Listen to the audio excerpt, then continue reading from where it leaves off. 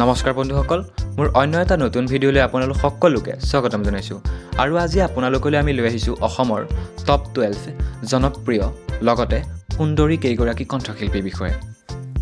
গতিকে বলক আলোচনা কৰো এই লিষ্টত কোন কেইগৰাকী কণ্ঠশিল্পী কোন কোন স্থানত আছে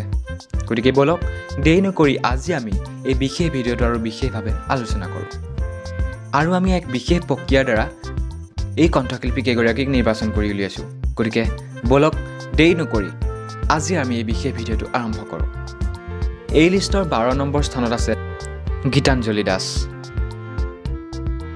11 নম্বৰ স্থানত আছে গীতালি দেৱী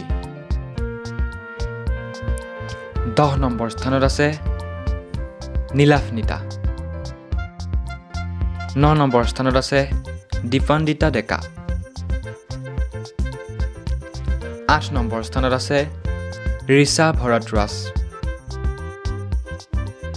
7 নম্বৰ স্থানত আছে দীপলিনা ডেকা 6 নম্বৰ স্থানত আছে সুবাসনা দত্ত 5 নম্বৰ স্থানত আছে